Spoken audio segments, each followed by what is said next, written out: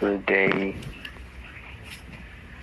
My name is Rolland Serg Vergara, CO221, major in Automotive.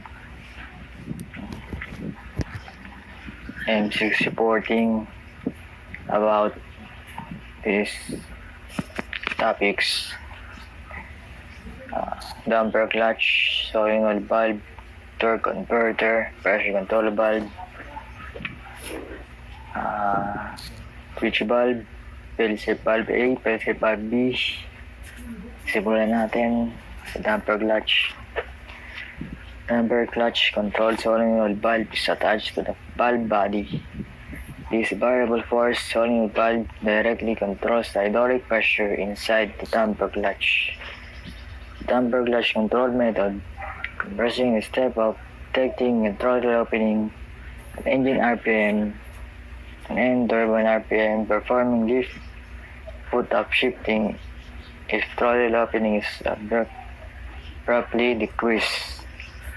Determining if difference in engine RPM, turbine RPM is below predetermined value, and duty controlling the damper clutch if the difference in engine RPM, turbine RPM is below the predetermined value.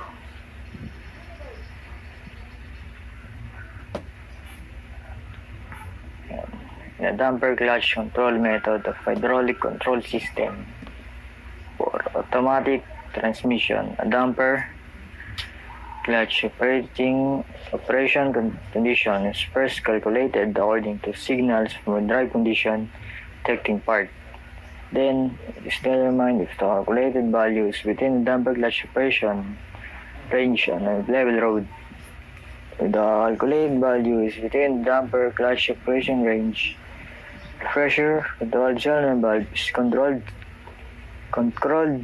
controlled such that the damper clutch can be operated by hydraulic fluid fed through the damper clutch control valve.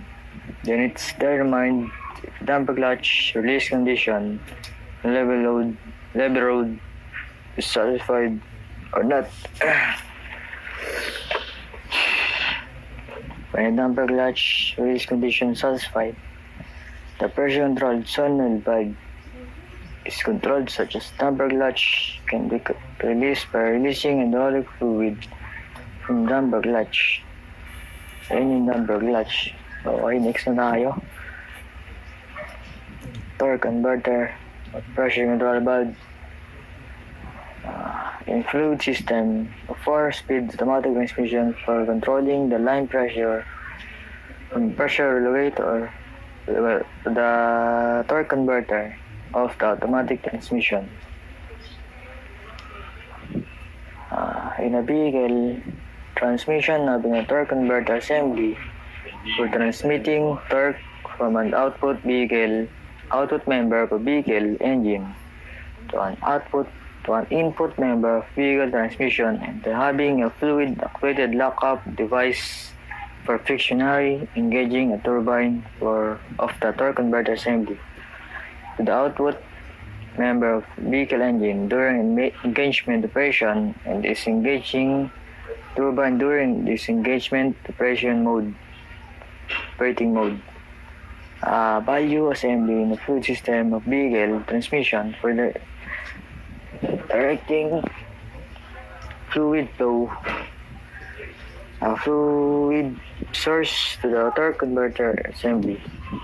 Said assembly reversing torque valve means regulating inlet fluid pressure to the torque converter assembly to provide various pressure level of fluid flow from said regulator valve, the torque converter assembly during the disengagement operation mode, and 4, restricting inlet and outlet fluid pressure to end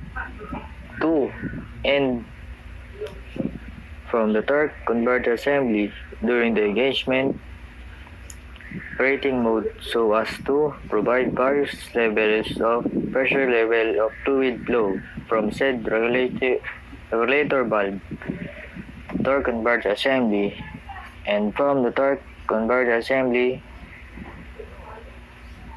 to transmission to with cooler. Yun yung torque converter. Next is switch valve. Switch valve works like a slight switch. Either on or off. It supplies some point or another valve with oil, or it exhausts the oil to the sump. The most common valve of this type is shift valve. It can direct oil to shifting element like a servo or clutch drum, or it can switch oil pressure between two other valves. The switching valve has three separate functions.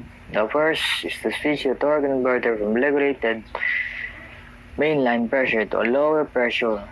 When that converter clutch is applied, then the converter is no longer in torque multiplication mode. Remember, when the torque converter clutch is applied, the rest of converter internal components simply along for the ride. The pressure requirements are much lower. Second function is to direct regulated mainline pressure to the cooler and lubrication circuits. Third function is direct fluid existing to the converter to a relief valve that keeps about 14.5 psi in torque converter while in lockup mode. Ayan, switch valve. Next is fail-safe valve A.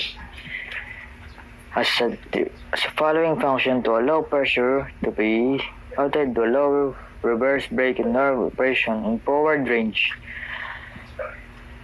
To release the pressure from lower reverse brake under fail-safe condition in case of power is selected. Supply pressure low reverse brake in case shift lever is put into R position.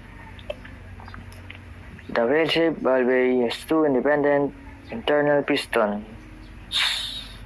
which are moved outside by spring and in between them. If no pressure is acting in the valve, the friction is neutral or first gear. Then pressure is supplied to the right side of the right piston only. Therefore, it moves to the left, so the pressure supplied by the switch valve can pass to the low reverse brake. Yon, next natin is yung sa B. Fail-safe valve B is to release the second brake in case of fail-safe. In neutral position, line pressure is supplied to the right side of the fail-safe valve B only. Supply of line pressure comes directly from the oil pump. As there is no other pressure applied, the piston moves to the left.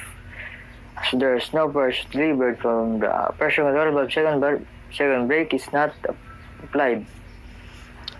Even is connected to first control valve. In this condition, first gear additional pressure is supplied to the left side valve by line B.